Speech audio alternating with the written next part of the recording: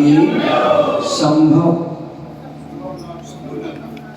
नायक श्री शंभुनाथ भगवान की, बोले शासन नायक भगवान महावीर स्वामी की, परम पूज्य आचार्य भगवान कुंद मुनिराज की, परम पूज्य आचार्य आदि सागर महावीर की दिव्य सागर जी महाविराज की, परम पूज्य आचार्य भगवान गुरुदेव विराट सागर जी महाविराज की, परम पूज्य आचार्य श्री भगवान श्री भरत सागर जी महाविराज की, परम पूज्य आचार्य भगवान श्री चैत्र सागर जी महाविराज की, परम पूज्य आचार्य भगवान गुरुदेव श्री विशुद्ध सागर जी विराज की, अहिंसामय विश्व धर्म की, तीर्थराज संवेद शिखर की, उपाध्याय अपनी 180 विशोक सागर जी विराज की, अहिंसामय विश्व धर्म की जय हो। गा सकूं तुम्हारा नगमा वो साज कहाँ से लाऊं, गा सकूं तुम्हारा नगमा वो साज कहाँ से लाऊं, सुना सकूं आपको वो अंदाज कहाँ से लाऊं। चांद और सितारों की तारीफ की जा सकती है, चांद और सितारों की तारीफ की जा सकती है, कर सकूं आपकी तारीफ वो अल्फाज कहाँ से लाऊं, वो अल्फाज कहाँ से लाऊं। परम पूज्य आचार्य गुरुदेव व्यास सिंह महाराज की। प्यारे बंधु, आज हम सभी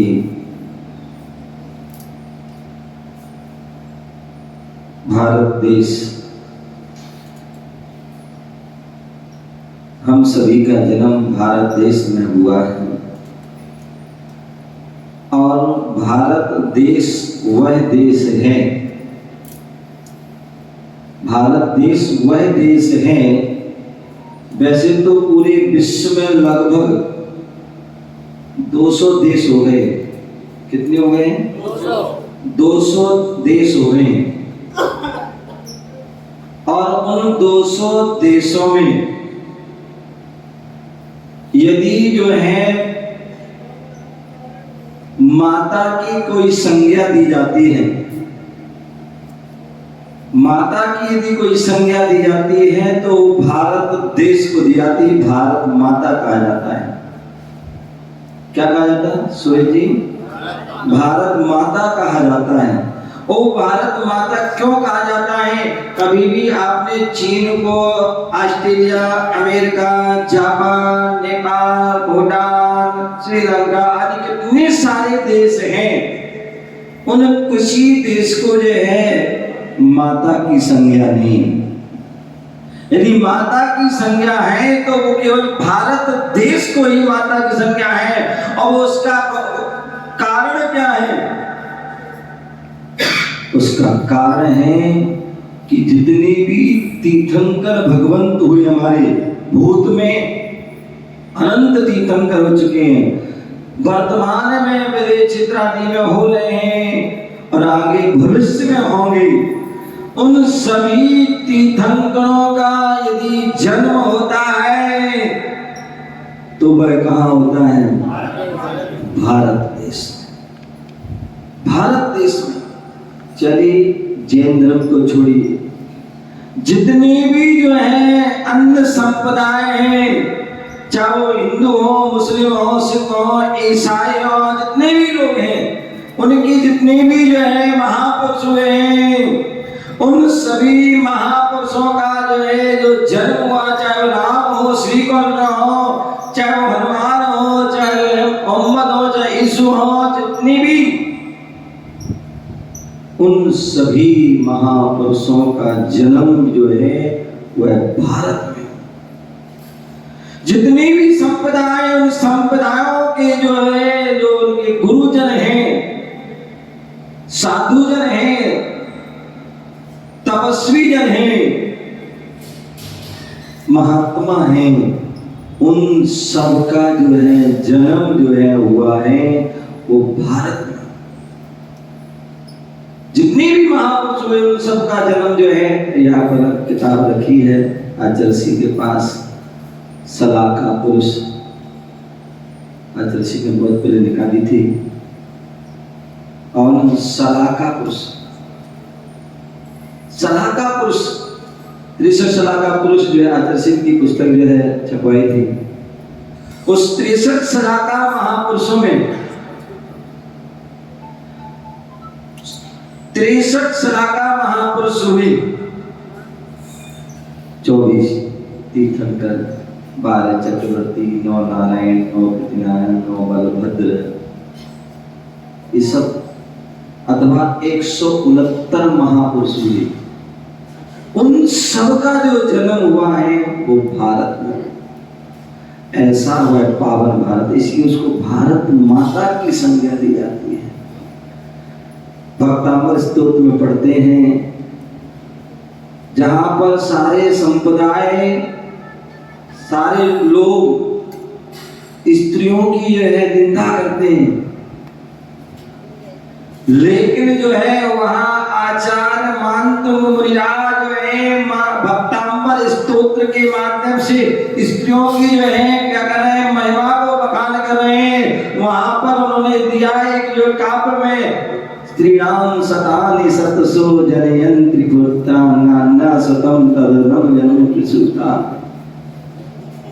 पूरा काव्य दिया जिसमें बताया कि मैं, हे मां तुम धन्य हो, क्या हे मां तुम धन्य हो।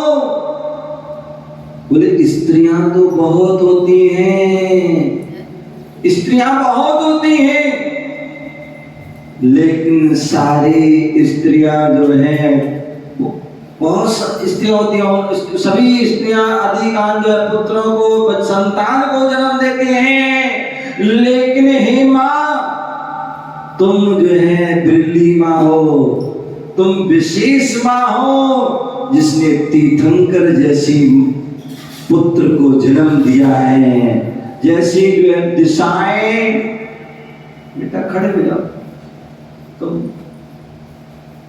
दिशाएं कितनी होती बेटा? 4 दिशाएं होती हैं। कितनी? 4 नहीं होती बेटा, 10 होती है। 10 दिशाएं, 4 मेन होती है। 4 दिशा, 4 विदिशा और एक ऊर्ध्व और एक अधो, इस प्रकार से वह 10 दिशाएं होती हैं। बोले दिशाएं जो है 10 होती हैं, लेकिन जो है सूरज को जो है उत्पन्न करने वाली ये दिशा है तो वह पूरब दिशा है। उसी प्रकार माताएं भी असंख्या अनंत होती हैं, लेकिन तीर्थंकर को जन्म देने वाली वह माँ बिल्ली होती है। ऐसी माँ जो संत को जन्म दे वो ये माँ धन्य होती है। आज का वह पावन दिवस है। हम सभी उत्तर प्रदेश की, वह उत्तर प्रदेश की उस नगरी, उत्तर प्रदेश जिसे उत्तम प्रदेश कहा जाता है। क्यों उत्तम प्रदेश? वो उत्तम प्रदेश क्यों है? संचालक महोदय जी बताएंगे। आप बड़ी अच्छी व्याख्यान कर लेते हैं। नहीं पता? चलो मैं बता देता हूँ। उत्तर प्रदेश जो है उत्तम प्रदेश इसलिए है क्योंकि हमारे तीर्थंकर का जन्म जो होता है वह उत्तर प्रदेश की जो शाश्वत जन्मभूमि अयोध्या में होता है। कहाँ होता है? उत्तर प्रदेश की जो है उत्तम प्रदेश की जो है उत्तम नगरी जो है शाश्वत, हमारे जैन धर्म में 2 शाश्वत जन्मभूमि, शाश्वत भूमि कही है। एक जन्मभूमि अयोध्या, ये आपने जन्मभूमि अयोध्या अभी कुछ समय से जानी, वो राम के नाम से, राम के नाम से, लेकिन वो आज नहीं, वो करोड़ों अरबों खरबों आदि कितने जो है कालों, कितने कल्प काल बीत गए, ऐसी वह शाश्वत जन्मभूमि अयोध्या है। क्योंकि जितने भी तीर्थंकरों का जन्म होता है वह सब अयोध्या में है। और शाश्वत एक जो है निर्माण भूमि वो है संवेश शिखर, जहाँ से जो है सभी तीर्थंकरों का जन्म होता है। ऐसी वह उत्तम नगरी है, उत्तम प्रदेश। और भी हमारे जितने भी, चाहे वो अयोध्या हो, वर्तमान काल में कुछ ही तीर्थंकरों का अयोध्या में जन्म हुआ है, बाकी जो है अन्य जो है क्षेत्रों में उनका जो है जन्म हुआ है। जहाँ पर लगभग जो है हमारे बनारस आदि जो स्थान है वहाँ पर हुआ, आदि सौरीपुर पास में है वहाँ, ऐसे सभी जगह जिनके जन्म हुए हैं। उत्तर यहाँ तक कि केवल जैन ही जैनेतर राम का जन्म कहाँ हुआ? अयोध्या। उत्तर प्रदेश कृष्ण का जन्म कहाँ हुआ? उत्तर प्रदेश। आदि जितने भी महापुरुष ऐसे उत्तर प्रदेश की नगरी में हम यहाँ पर, और उसमें भी ताज नगरी से नाम से विश्व में विख्यात हैं। और वैसे तो यहाँ हमारे जो है, मैंने कल भी कहा था कि इस ताज नगरी में जो है आगरा नगरी और आगरा का एक मंडल ऐसा मंडल है जहाँ पर हमारे तीर्थंकरों के जन्म के साथ साथ महान महान आचार्यों के जन्म भी हुए हैं। आगरा के निकट भोजाबाद जहाँ पर आचार्य महावीर कीर्ति मुनिराज जो 18 भाषाओं में उनका जन्म हुआ। आगरा के मंडल में ही जो एटा जिला जहाँ कोसमा नगरी है, जहाँ हमारे आचार्य चेत सागर जी मुनिराज ने जो है पूरे विश्व के पटल पर जो है उसको जो है प्रसिद्ध कर दिया है। ऐसी जो है वह कोसमा नगरी जहाँ पर आचार्य भगवान दादा गुरु विमल सागर जी मुनिराज, जहाँ पर एक केवल घर है था पहले, बाकी कोई घर नहीं था। ऐसे वहाँ पर उनका जन्म हुआ और आज वहाँ कोई भी घर नहीं है, लेकिन जितने भी वहाँ जैनेतर करें वो सब जैनी है। जैन जैसी पूरी क्रिया करते हैं। पूरे वहाँ जो है भगवान मंदिर है, दर्शन करते हैं, गुरुदेव का मंदिर है, शिखर जी आदि जाते हैं। ऐसा वह कोसमा नगरी में आज जो है जन्म हुआ। एटा जिले में ही हपोतु एक स्थान है जहाँ पर आचार्य सन्मति सागर तपस्वी सम्राट का जहाँ पर जन्म हुआ। वही आगरा के मंडल में ही जो है आचार्य निर्मल सागर जी मुनिराज, जो जिन्होंने गिरनार जो है कितने साल साधना की, ऐसे उनके महापुरुष में। और भी यहाँ आगरा नगरी जहाँ पर अनेक विद्वानों की नगरी, आसपास अनेक विद्वान हुए, ऐसी उस नगरी में जो है मोती कटरा स्थान में हम सभी यहाँ विराजमान हैं, जहाँ पर आचार्य भगवान चैत सागर जी महाविराज के दर्शन करने का सौभाग्य मुझे 14 साल बाद एक वनवास के बाद, जैसे राम को वनवास हुआ था ऐसे मुझे भी जो 14 साल बाद वनवास पदमपुर आदि में 2012 में दर्शन किए थे। आज पुनः ऐसा निमित्त संयोग बना कि जो है आज उनके दर्शन करने का। और आचार्य जी के साथ साथ अभी बता रहे थे आचार्य जी कि ये उत्तर प्रदेश में भी सबसे ज्यादा किसी मंदिर में मूर्ति यहाँ मैं देख रहा था। अभी मैं भोपाल में चौक मंदिर है, उतनी मूर्ति मतलब वहाँ मतलब जितनी वहाँ मूर्ति है उतनी मूर्ति मतलब कहीं नहीं देखी। लेकिन आज हम जो है यहाँ पर अपने आगरा में मोती कटरा में जो लगभग 600 अच्छा सीधा 1000 से ऊपर जो है प्रतिमाओं के जो है आज दर्शन करने का जो है सौभाग्य मिला। परम पूज्य आज जो है आचार्य गुरुदेव विराट सागर जी महाविराज का ऐसा जो है ये निमित्त बना, सहयोग बना कि आज गुरुदेव का 64वां अवतरण दिवस हम सभी मना रहे हैं। और वैसे तो बहुत आगरा में बहुत सारी शैलियाँ थी और जहाँ बड़ी बड़ी समाज हैं वहाँ एक कार्यक्रम करने का सौभाग्य हो रहा था। हमारे पवन जी राकेश जी आदि बोल रहे थे यहाँ कर लो यहाँ कर लो, लेकिन मेरी इच्छा थी कि जब 14 साल हो गए हैं और हमारे आचार्य गुरुदेव की जो है गुरु भाई आचार्य श्री चैत सागर जी जिन्होंने दोनों जो है आचार्य विमल सागर महाराज से दीक्षा ली, हमारे तो ये चाचा जी हैं क्या है। तो क्यों ना हो, जब बच्चे को खुशी की मौका होता है तो अपने दादाजी के पास पहुंचते हैं, दादाजी नहीं है तो पिताजी ताऊजी आदि, और वो नहीं है तो फिर चाचा जी के पास पहुंचते हैं। तो इसलिए जो है हमने क्यों ना कि हम आचार्य जी के पास पहुंचे, उनका आशीर्वाद लें और उनकी जो है शब्दों के माध्यम से, क्योंकि हम तो अभी महाराज जी बता रहे थे कि हम तो बाद में मिले आचार्य श्री 95। मैंने भी 95 के पहले 95 में गुरुदेव का चतुर्मा ललितपुर हुआ, उसके पहले मैंने भी आचार्य विराट सागर जी का नाम नहीं सुना।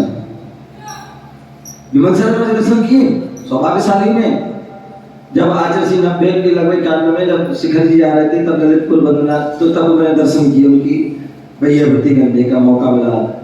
लेकिन आचार्य विराट सर महाराज के दर्शन नहीं किए। लेकिन 95 में जब चतुर्मास हुआ पहली बार दर्शन किए, तब मैंने देखा कि जहां आचार्य तो बहुत और हमने देखे थे आचार्य विद्यासागर आदि बहुत सारे, लेकिन जो है मैंने क्या देखा कि जहां आचार्य परमेश्वरिया कोई साधु पहुंचते थे, क्योंकि तो ललितपुर धर्म नगरी, वहां मतलब सामान्य व्यक्ति वहां कोई दर्शन नहीं कर पाता था। लेकिन पूज्य गुरुदेव आचार्य श्री विराट सर महाराज के जब चतुर्मा ललितपुर हुआ, तो चाहे वो जो है छोटा से छोटा बालक हो और चाहे बड़ा 80 साल से ही बड़ा जो है कोई व्यक्ति हो, चाहे वो गरीब हो, चाहे वो अमीर हो, चाहे वो काला हो, चाहे वो सुंदर हो, कोई भी हो, सबके लिए जो है उनका आशीर्वाद और वात्सल्य मिलता था। ऐसी वह महान गुरुदेव जिनके बारे में जितना भी कहा जाए उतना ही कम है। आपको पता होगा, आपने पढ़ा होगा, सुना होगा कि कमल कमल होता है ना, कमल कहाँ खिलता है? कमल कहाँ खिलता है भैया? कीचड़ में, जल में खिलता है, खिलता है ना, जल में खिलता है, और जल में खिल करके सभी को खुशबू आदि प्रदान करता है।